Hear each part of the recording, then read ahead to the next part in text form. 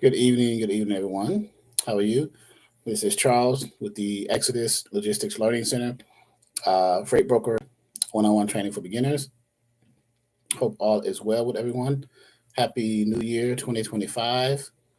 Uh, just coming in with some basic points for those who are subscribed to this channel and are looking to have some freight broker questions answered.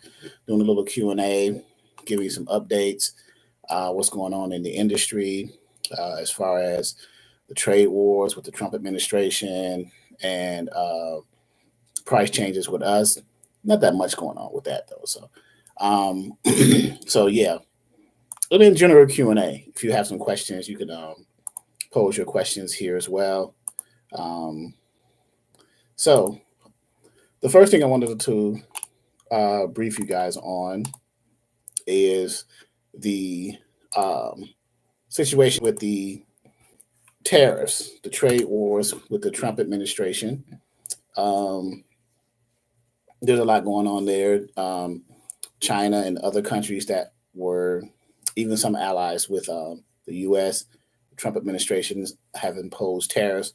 So the question becomes, how can this affect the industry from the supply chain, from logistics, from even from freight brokering, freight forwarding, things like that. So stay tuned for those things. We're going to keep an eye on that. That's number one. Number two, the happenings in 2025. Rates are gradually making their way toward the ceiling a little bit.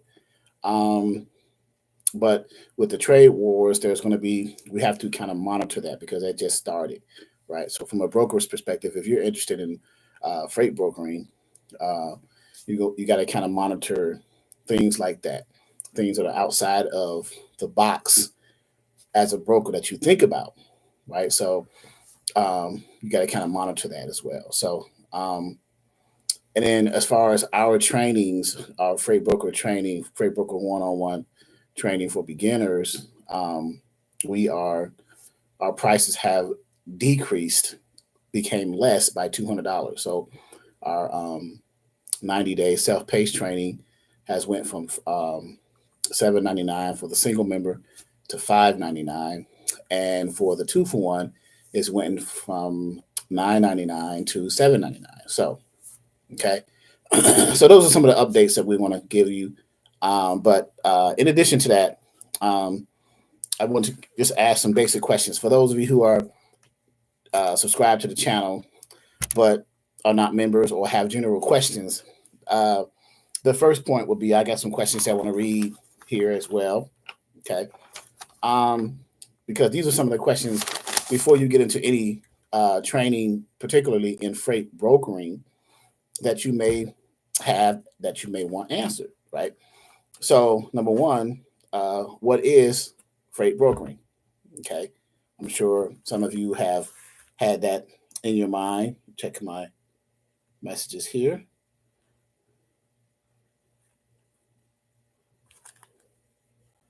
Okay, so what is freight brokering? Freight brokering. Question number two: what is a freight broker? Okay. Um, question number three, and I'm going to read the questions and then I'll go into detail to answer them after I've read them. Okay. Question number three would do I need, and these are some of the basic common questions some people ask or should ask. If I were in that situation, I would ask these types of questions because they're kind of curious, right? Do I need a CDL to be a freight broker? And for those of you who do not know what a CDL is, CDL, commercial driver's license. Um, Next question is how much does freight broker training cost? Okay, some of these questions are concrete, some of them are variable. Okay, um, the next question: how much do freight brokers make? Right. The next one: how do I make money as a freight broker? Okay. Um, Next, do I need a degree, like an education, like a college degree or some type of formal training certification, things like that, to be a freight broker? Okay. And then lastly, can I be a freight broker with a felony? Okay. So then we'll get into prerequisites to being a freight broker, and then what are the broker requirements. Okay. And then broker documents. What documents do you need as a broker to operate day to day? Okay. And then the understanding who the shippers or the customers are, and understanding who the carriers and the owner operators are. Okay. So we'll discuss that a little bit this evening, and then I'll see if you have any other Q&A questions, because this is a live Q&A also as I go through it. So let's circle back to the beginning. What is freight brokering? Okay. What is freight brokering? Freight brokering is the act of arranging for the transportation and movement of freight. Okay. The act of having freight transported from a shipping facility to a receiving facility specifically. So yes. Are you asking, Perez, do you have an MC? Do you have to have an MC, or do I personally have an MC? So if you're asking, do you have to have an MC or a motor carrier, an MC authority? Yes, I do. Do you have to have an MC? Yes. But you have to have an MC to be a freight broker. You cannot be a broker without a broker license, or what's called an authority, which is governed by the FMCSA. So yes, but the freight brokering is the act of arranging for the transportation of freight. Okay, and brokers are the middlemen and women, because there are women brokers in that. So 1498250.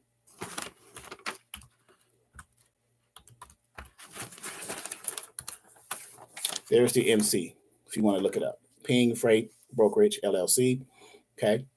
But so yes, second question, what is a freight broker? So the first question was, what is brokering, ing, which is the act of doing something. Second question is, what is a freight broker? Well, a freight broker is someone who's licensed to brokering, to do brokering. Someone who has an authority to arrange for the transportation and movement of freight. Okay. That's what a freight broker does. They are the middleman. They are the ones who procure or get or tender the freight from the customers or the shippers, and then broker them or move them with using authorized motor carriers. And they get paid to do that. Okay. Right. So I don't want to go into too much detail before answering all the other questions to break it down a little further. Do I need a CDL to be a broker? No, you do not. Brokers do not have to have a commercial driver's license to be a freight broker, because a commercial driver's license says that you are an owner operator or a truck driver or a company driver. They're different arenas there. CDL implies that you're going to be driving and not broker. So it's not a requirement of a freight broker to have a CDL. Okay. All right. How much does freight broker training cost? This is a variable question, because there are different trainers who offer their courses for different prices for different reasons. I can only answer that specifically for our course, our freight broker training. We offer 90 days self-paced, module-based trainings with Zoom calls in every second and fourth week of those 90 days. And then with an opportunity to expand beyond the 90 days on a monthly basis. That's our trainings. And for single members, we offer a single member as well as two members, a 2-for-1, right? So our single member training, $5.99, and in our 2 member training, $7.99. Pretty inexpensive. That's probably the most inexpensive trainings. I've seen trainings as high as $5,000, and I'm giving you the same level of training that you would get from someone who's charging $5,000. If I'm going to pay $5,000 for a broker training, they would have to give me the experience, help me get my broker license, find me at least 1, 2, maybe 3 customers, and help me tender and move loads for those customers. It would be well worth the $5,000 then. I don't think a lot of brokers will go that far. Now, they may have you work with them as a broker agent, but they're going to be taking some of that money as well. Anyway, you're going to get a cut of the profit margin, or your margin. My point is be careful of the trainers you choose to train you in certain fields, right? You want to make sure that you've done your experience, you've done your homework, you've vetted, due diligence, things like that. Okay. So, how much do freight brokers make? That's a good question, because getting into this field, you want to have an understanding of your earning potential. How much revenue? Now, I've seen as high as 300,000-400,000. I've seen as low as 0, because it depends on the customers that you get, the amount per each shipment or tendered load that you move, and how much of a percentage you're going to take off of that tender and then give the rest to the carrier. Determines how much you make as a broker. For example, okay, I have a customer that I just acquired as a broker, a shipper. They want me to move 50 loads a month. Let's use some nice round numbers, right? 50 loads a month. And each load or each shipment that I tender or I move, and I say those terms like that so you can hear them and understand it and look them up yourself, right? The loads that I tender, when I tender a load, that means I've taken responsibility as a broker, taking the load, and I'm responsible for having the motor carrier move it. Okay. So I tender those loads, and the shippers are paying the brokerage, let's say $2,000 per shipment. It's going in a certain lane, a certain pickup destination, and delivery destination, or what's called a lane, LANE, right? So let's say a load is picking up, and I'm in Virginia, so I'm in the Hampton Roads, Virginia area. So let's say it's picking up in Norfolk, Virginia, going down to maybe Tallahassee, Jacksonville, $2,000, right? And I got to move 50 of those a month. So I got to find 50 trucks, right? Well, as a broker, of course, you want to start off with, see if there's any local trucking companies near the pickup location shipper, right? And try to get into a contract with them. That it'll be easier for you that way, as opposed to trying to cherry pick owner operators in that area and things like that. You just want to do it the smart way. But let's say we move 50 times 2,000, right? Let's do our calculations. 50 times 2,000 per shipment. So that'd be $100,000 per month. Okay. If my percentage for doing that, and on average, I usually teach my students to charge as a profit margin anywhere between 15 to 20%. So let's say 20%, right?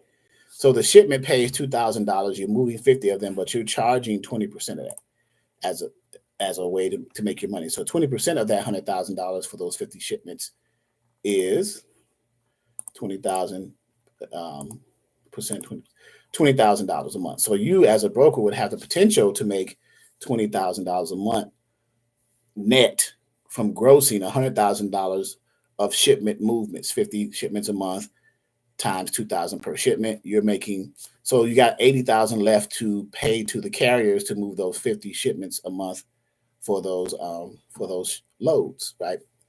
So you're making 20,000 a month. Okay. So it varies how much a broker makes based on the shipper, the type of load, the amount of the load tender that is paying, and your percentage that you're going to take off the top as a broker. Again, 15 to 20% is a relative fair starting point as a broker. Okay. So excuse me 1 second. So put some lotion on my hand. But anyway, so that's how that works. It varies. Okay. So let's see. How do I make money as a freight broker? Well, I just said it. You have to get the shipper to give you shipments to move. You have to convince, I should say, the shipper to allow you to move their shipments for them, and you charge a fair rate that in order to motivate the motor carriers to move them for you, and then you invoice the shipper for that completed shipment or movement of freight. Okay. Now it's a process, and we go through that in detail. It's a process. Okay. We go through that in detail in our course and our class and things like that. But I'm just giving you high level overview of what that is. All right. So,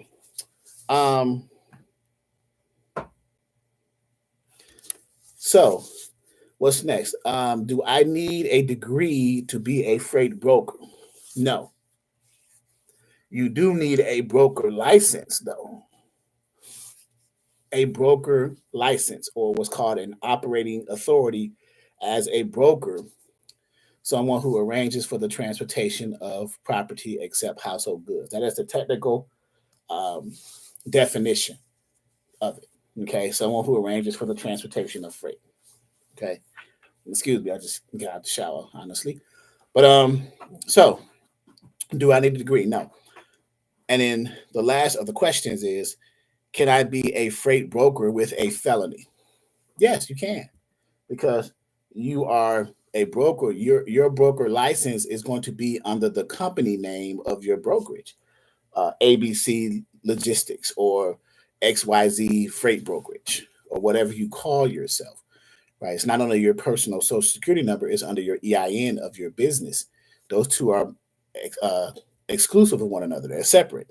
Okay, so there are plenty of truck drivers, plenty of dispatchers, plenty of freight brokers, freight forwarder that have made mistakes, right? Have felonies and things like that. So having a felony doesn't separate you from those individuals, right? You made a mistake, you've corrected the mistake. Now you're moving on with your life and continuing. So don't let the fact that you have a felony stop you from doing anything, right? There's a workaround for that. Okay. So next, what are the pre-requirements or the prerequisites, I should say, to freight brokers? Prerequisites. Well, you want to have your business created, your company created, and in whatever city you're in, you want to have a business license to operate in that city. Creating your company entails coming up with a name of your company, something universal that's going to cover your name, like logistics, ABC Logistics, XYZ Logistics. Or if you want to be boxed in with the name freight brokerage and you're only going to be doing freight brokerage and nothing else, then you can say ABC Freight Brokerage, XYZ Freight Brokerage, however you want to term that. The LLC and your EIN, prerequisites. Business plan, operating agreement, those can come along as well, but those are more long term.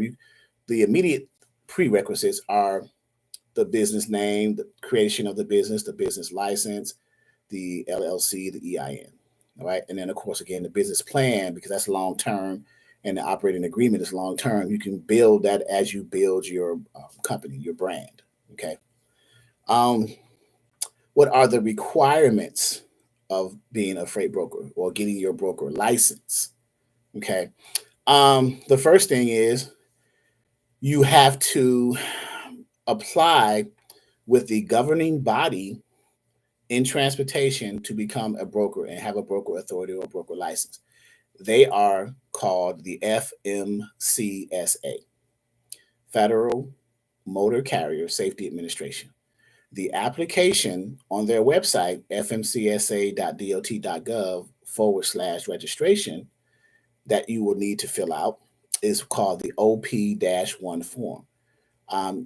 Some time ago, when you first went to that website, it was kind of an easier way to get into the URS system, the Uniform Registration Service or system. But now you have to create what's called a login.gov login with how the new system is oriented. You still would need to create a URS login ID and things like that. Once you do that, you go through the process of completing the application. The application is a one-time $300 non-refundable fee. And once you pay that, you will be given or issued a grant letter with your inactive MC and DOT, because you have to meet other requirements before that becomes active and you get your license.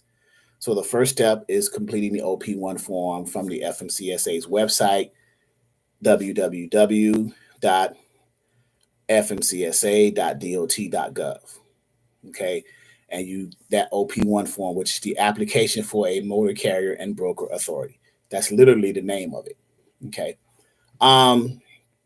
Next, you need what's called a bond, right? The purpose of the bond requirement for freight brokers is to protect the carriers. Okay.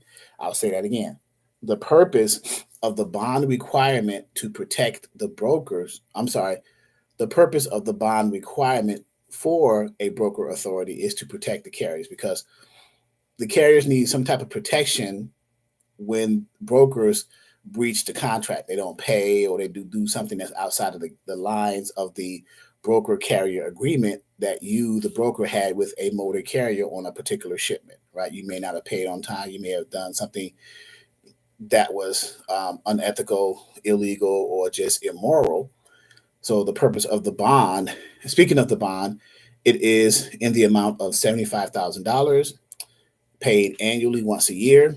Now, it's not, you don't pay $75,000 for a year's coverage. It's like insurance. You pay a monthly premium based on your credit. The better your credit score, the lower the premium, to have a $75,000 bond coverage. There's different types of what we call bonds. There is a surety bond, and then there's a trust fund. The form for the surety bond requirement is called the form BMC-84. The form, and that's credit based. The form for the trust fund is called the form BMC-85, and that's more asset, money, and escrow based, right? Collateral kind of thing, right? Most common individuals who go for their broker authority go with the surety. They go the surety route because it's easier for them. Most people don't happen to have $75,000 laying around in escrow, right? So that's the second requirement. The first requirement is the actual application, letting the FMCSA know that you are attempting to get a broker license. The second one is the bond requirement.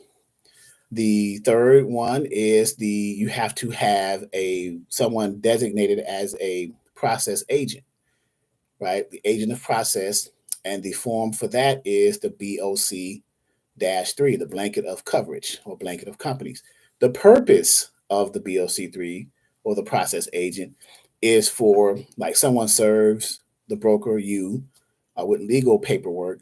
You may have a claim against your bond that has to be served to you. Process agent that's their job. Okay, just to give it to you in layman's terms, right? The next requirement is a UCR. Just like motor carriers require a UCR, which is a unified carrier registration, so too do brokers, right? Because some brokers are what's called asset-based, right?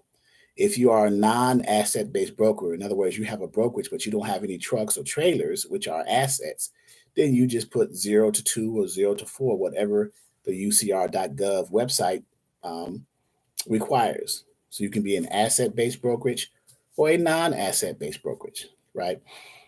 And then you could also, so those are the basic requirements. these next ones are not really requirements, but if you have them, they will be beneficial to you. Extra supplemental insurance like contingent cargo or errors and omissions that'll help you look good in the eyes of the shippers. John Starks just asked, do you have to keep a record of the date of payment to the motor carrier handling the shipment? If so, how long?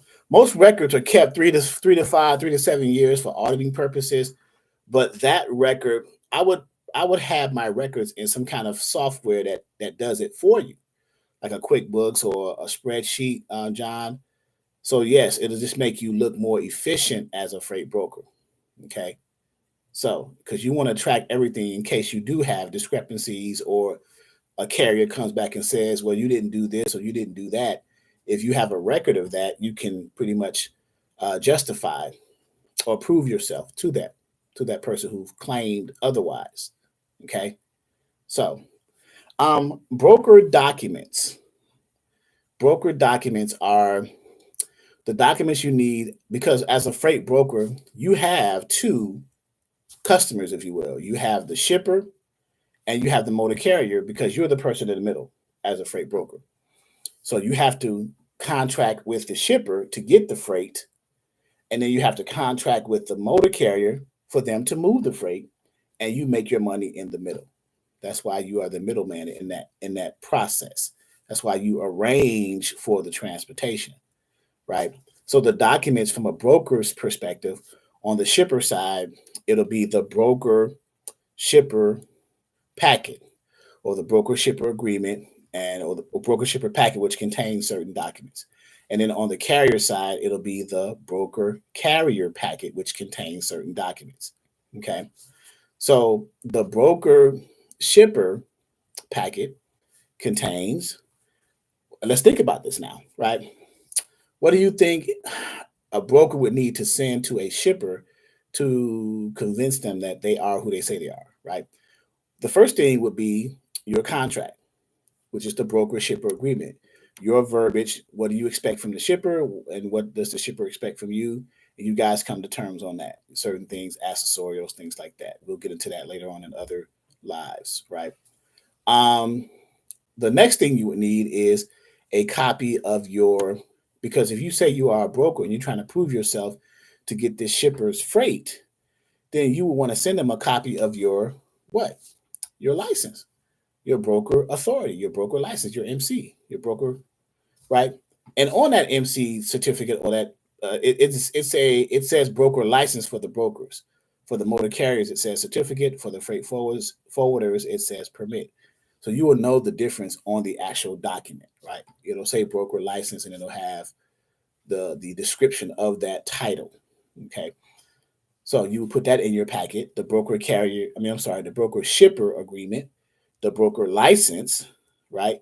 Your W-9, any certificate of insurances, any information about factoring if you have factoring, which is the credit application for the shipper to run the paydex scores and the credit worthiness of a shipper, and then the notice of assignment to let the shipper know that this factoring company is working with you and you are their client, right? So that's on the shipper side as far as documents. On the motor carrier side, as far as documents, you need the broker carrier packet. Okay. That contains the broker carrier agreement, your contract between you and that potential carrier, what your responsibilities are, what their responsibilities are, what you expect from them, and hopefully what they expect from you as a broker, right? You want a brief profile of the carrier. You want to understand who they are, who their driver is, truck and trailer number, things like that. Basic information, commonsensical information, right, from a broker, right? And then you expect some documents from that carrier to send to you so that you can vet that carrier. So as a broker, in order for you to properly vet a carrier, you want a copy of their authority, their motor carrier authority or their MC certificate, right? You want a copy of their certificate of insurance to see if they have the correct type of coverage to cover what they have the authority to transport. And W-9, you want to see that they are a legitimate company with an EIN attached to their business. And if they have factoring, this is an optional. They have factoring, then their credit application to run a check on you, the broker, and their factoring company's notice of assignment. So these are the bare minimum document packets for the shipper and the carrier side. Okay. Now getting into the actual two customers of a broker before we conclude here. We've been here 30 minutes. Your shippers or your customers and your motor carriers, who are your the drivers and transporting the freight. Um, what do you say to them? How do you get them? Things like that. What techniques do you use and things like that? When you get a hold of there are different methods you can use, of course, as it relates to customers. Most people do cold calls, visiting the actual facilities if they're in their area. What else? Social media is becoming prevalent these days. LinkedIn. LinkedIn has a advanced feature called Sales Navigator. There's another software out there called Industry Select that I've recently got my hands on, which is a very good resource. There are other ones that have been out there for years. McRae's Blue Book, Thomas Net, Hunter IO, the National Chamber of Commerce, different resources, load boards themselves to get customers. But irregardless of the way to get to a customer, you still have to close the deal. Know what to say, how to say it, provide a service, convince them that you are the person that they need for them to move their freight from their facility and get it to their customer's facility, on time pickup and on time delivery, OTP, OTD. So, you're welcome, Reason knows it all. Good standard information. Thanks for sharing your time and expertise. I'm new to the industry. This is very helpful. Yes. So, just wanted to provide that information. And then that's on the shipper side. On the carrier side, as a broker, you want to make sure that you vet the carriers properly, because you're giving them, your customers, the shippers, 100,000, 500,000, $1 million freight, sometimes the value of the freight, and trusting that they move it, pick it up on time and transport it safely and securely on time. Right. So these are things that, as a freight broker, it's a balancing act. Essentially, you're balancing the relationship between your customer and the carrier to get this shipment picked up and delivered to its destination, right? And you're doing this over and over and repeatedly. You know, we haven't talked about load boards. We haven't talked about TMS systems, transportation management software, where you can TMS systems, transportation management. Let me just go ahead over that a little bit. TMS systems, transportation management software. They are a combination of a CRM, customer relationship management, and a CMS, content management, like a database, if you will. It stores centralized information about the customer, about the assets, about the carriers, any billing, invoicing, the locations, the lanes, rate checks, and things like that. Everything's centralized, and you just manage that based off of the number of customers, based off of the number of shipments. It makes your job easy because everything is centralized in one database. The key to the TMS system is being able to understand how to navigate and how it works. There are various TMS systems out there. One of the larger ones is McLeod, well, the largest, I believe, McLeod's software, eFreight Solutions, Velocity. One of the most basic ones is called Ascend TMS. And then some load boards have TMS systems built into them, like the DAT TMS. Truck Stop has a TMS. Truck Stop Pro has a TMS, I should say. So these are very helpful TMS systems. So they can be integrated with the load board. So you can build your loads in your TMS system and post them on your plug-in or integrated load board, I should say, and make everything streamlined, right? As a broker, before you post a load on a load board, you want to reach out to your already maybe established network of carriers first. Check with them first before you post them on a load board. you may have a network of carriers already. So, question here. Last, do brokers have to provide potential individual shippers with federal commerce protection information? Why would they have to do that, John Starks? Do brokers have to provide potential individual shippers with federal commerce protection information? Let me know the reason of that. I don't think so, but let me know your reasoning behind that question, and then we can go into that a little bit deeper.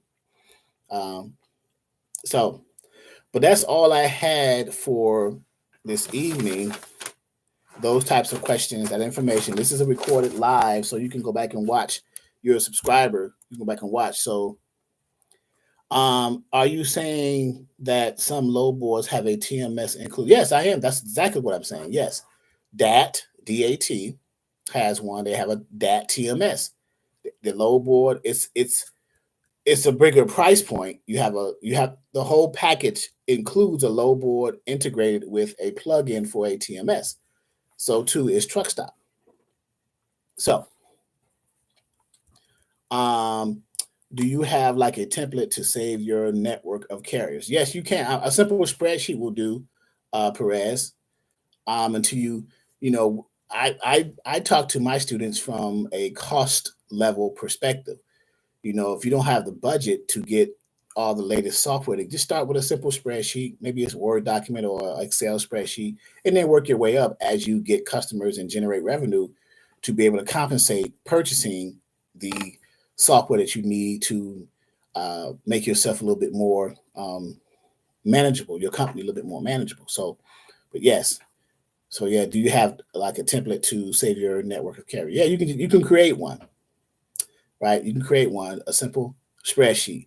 The first column, the name, the next column, the truck type, the other column, the phone number, the email, things like that. So yes, it's not. I wouldn't make it harder than what it is. The best challenge is, or the greater challenge is getting, getting the customers. So, and then moving the freight. So, let me leave my information here. And I'll be coming into lives a little bit more often, not only to provide you guys with information, but to promote. I do have an online course, right? The Exodus Logistics Learning Center's Freight Broker 101 training for beginners. Okay. And my email, Exodus Logistics LLC at yahoo.com. So, and we've reduced our price by $200, single member freight broker. It was $7.99. Now it's $5.99 for the 90-day self-paced training. Again, you have 6 modules, self-paced modules. Each have quizzes, and then you have a final exam. And then we go over various topics in grave detail. Videos. We have a video library with over 300. Well, for the broker side, I'm sorry, that was the dispatcher side. On the broker side, at least 150 videos, I believe. So at least 200, maybe. If I'm a gambling man, I'll say 200. So, but it's a lot of repetitive information, but that's a good thing, because you want to make sure you get everything down to a science. You just want to create yourself an outline of the process of how it's done, right? And the best way to do that is to actually do it. Some people even ask about being a broker agent for an already established brokerage in order to get the experience, and then maybe later on venture off and branch off into be their own brokerage. That's an option as well. If you are not ready to have your own authority, work under someone else's authority, get customers, and you can go from there and learn the process, learn their TMS system, learn their load board, learn how they tender freight, right? So, all right. Any final questions for me before we get off? We've been here almost 40 minutes, which is fine. I don't want to keep you guys too long. I know the physiology of the attention span. So we'll go from now. I told myself I would do more than an hour, so that's cool. Okay. And this will be on the YouTube channel. This is just a live. So again, hope to see you guys in class. You know, we have again, our freight broker Zoom calls are every second and fourth week of each month from Tuesdays and Fridays at 6 p.m. Eastern Standard Time. And they are also recorded too. And we have in our portal for our students, we have our video library of our recorded trainings, right? And it's so much information I forgot. So, but yeah. All right.